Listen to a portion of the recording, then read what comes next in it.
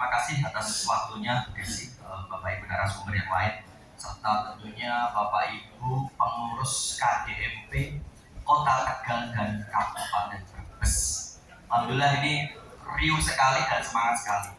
Waktunya sempit, saya coba akan menyampaikan apa yang dari Bulog yang bisa disinergikan untuk start atau awal mula. Tadi Bu Desi sudah menyampaikan diresmikan atau selesai dapat akta atau pengesahan apa ini kira-kira kegiatannya. Nah ini dari Bulog tentunya Bapak Ibu sudah tahu semua bahwa Bulog ini bergerak di bidang logistik ataupun penyediaan pangan pokok. Tapi sebelum itu bolehlah saya berpantun ya, tadi biar Pak Wagub juga ada temannya. Jadi ya Bapak Ibu, jawabannya jangan cakep Bapak Ibu, kayaknya saya sudah pede kalau cakep. Tapi jawabannya berbes beres ya Bapak Ibu ya. Yang Kota Tegal mohon maaf boleh ikut ya mungkin. Telur asin direbus dalam bejana, dimakan dengan sambal terasi terasa pedas. Selamat pagi Bapak Ibu KDMP semua. Siap semangat menjadi penggerak ekonomi desa. Boleh dong tepuk tangan ya. Oke. Bapak Ibu semua, apa sih outlet dari Bulog yang memang bisa disinergikan? Kami punya namanya RPK. Nah, RPK ini adalah singkatannya Bapak Ibu. Kelihatan ya? Adalah rumah pangan kita. Nah, ini mungkin agak mirip punyanya JDP Pangan Mart gitu, nggak apa-apa. Jadi kita teman dan bersahabat serta bersaudara Pak Rahman. Jadi mitra binaan Bulog ini nantinya sejatinya boleh dimiliki oleh siapa saja. Artinya ada individu, ada toko pengecer misalnya Bapak Ibu assisting, atau koperasi. Nah ini kita akan bicara tentang yang koperasi atau badan usaha. Nah di sini apa tugasnya? Rumah pangan kita ini berbentuk toko gitu Bapak Ibu gampangnya, berbentuk outlet atau berbentuk tempat transaksi atau berbentuk tempat untuk mendisplay produk supaya masyarakat bisa lihat dan masyarakat bisa mendapatkannya dengan harga yang terjangkau. Nah, kalau Bapak Ibu gampangnya begini, saya kasih gambaran. Dulu Bulog itu selalu melakukan operasi pasar atau mungkin saat ini masih dilakukan di kelurahan-kelurahan, pasar murah, pangan murah, gitu nih, Bapak Ibu nih, that's okay. Nah, ini nanti setelah KDMP ini berjalan, harapan kita gerakan pangan murah, penyediaan pangan pokok secara kontinu, secara berkelanjutan ini disediakan di KDMP. Sehingga apapun program baik itu yang dari kami, dari Bulog atau dari wilayah, misalkan kabupaten ataupun nanti ada dari desa sendiri gitu ya mengadakan event-event untuk penyediaan sembakonya ini bisa di KDMP saja, tidak usah kemana-mana. Untuk kebutuhan pangan pokoknya pastinya harus dari Bulog karena memang beberapa item produk itu ada subsidinya. Nah ini nanti yang mungkin kita bahas di belakang. Apa sih sebenarnya perannya KDMP ini? Bulog saat ini fungsinya ada 3 Bapak Ibu. Yang pertama itu adalah menjaga ketersediaan dan pasokan. Nah ini yang kita harapkan supaya ketersediaan pasokan itu ada di desa-desa. Yang kedua adalah keterjangkauan, baik dari sisi lokasi, aksesibilitas, ataupun dari sisi harga. Nah ini juga menjadi fungsi atau peran. Kemudian yang ketiga adalah 2 tadi ketika disambungkan, ketika dikawinkan akan mewujudkan stabilitas harga pangan. Nah peran ini akan kita gandengkan dengan fungsi dan peran yang ada di KDMP nantinya.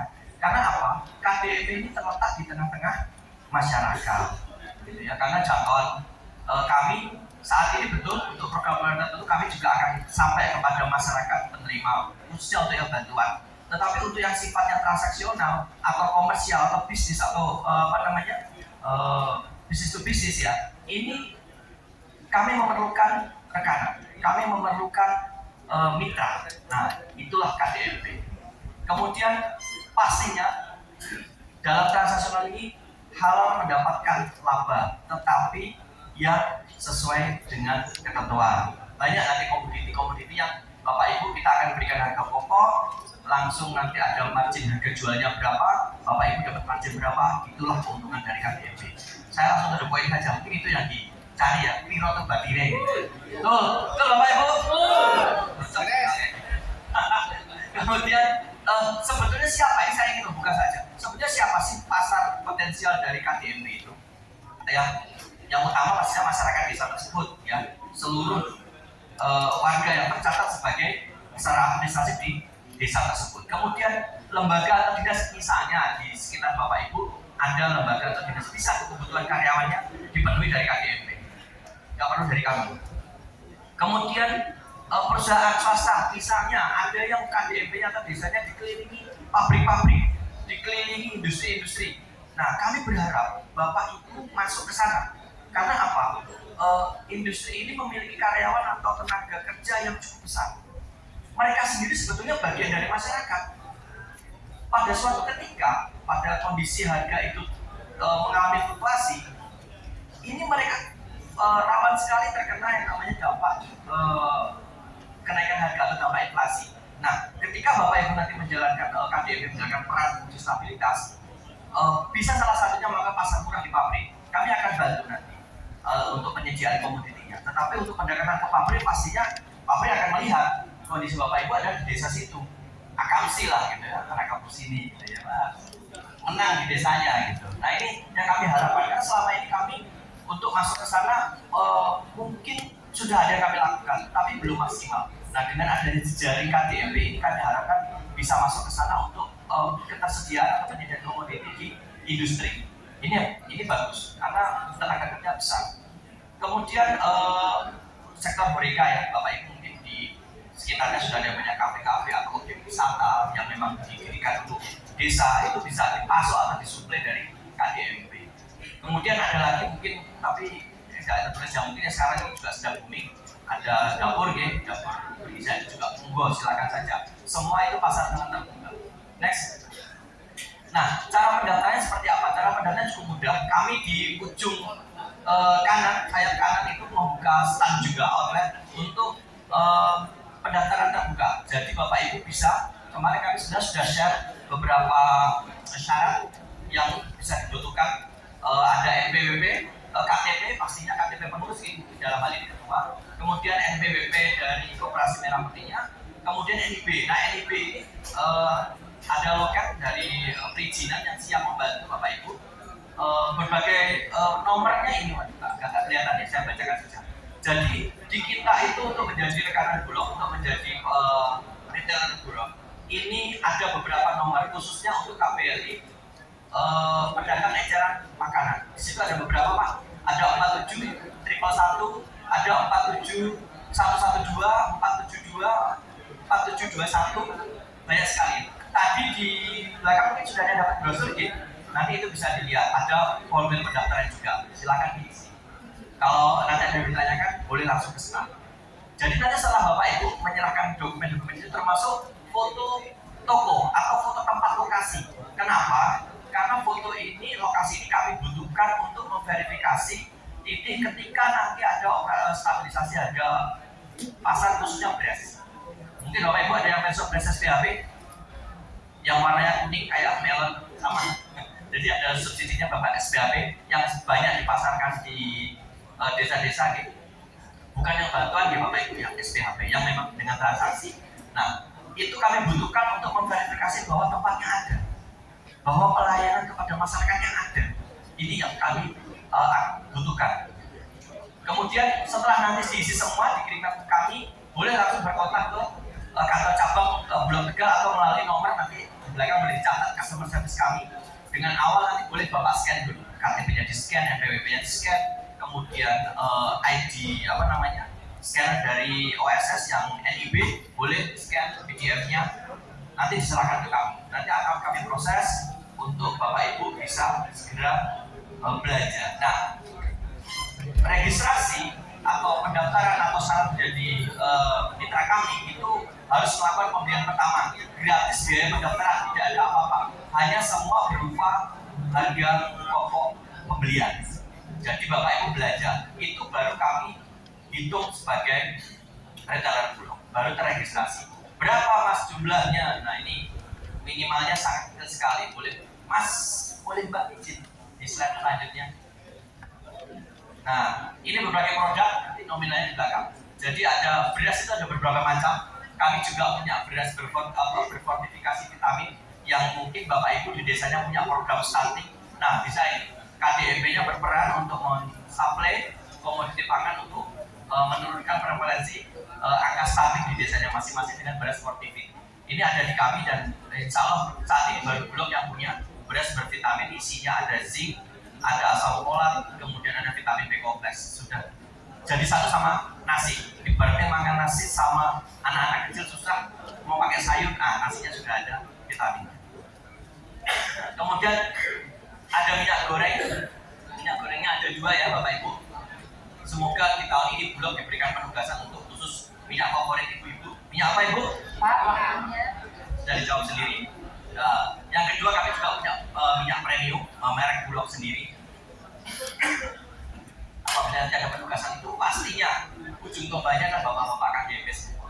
Kami serahkan semua ke outlet-outlet di desa-desa.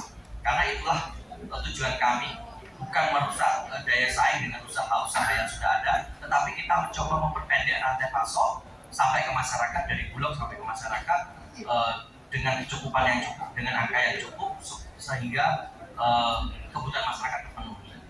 Kalau ada kita menjadi pengamat, otomatis tidak berani main-main. Jadi kok bentar Bu, ini nilainya belum Pak ini. Ya, sayangnya nggak jelas ya. Jadi pembelanjaan pertama Bapak Ibu itu di angka minimal 5 juta rupiah. Bapak Ibu cukup ringan untuk ukuran sembako, dan itu untuk skala desa itu sangat kecil sekali.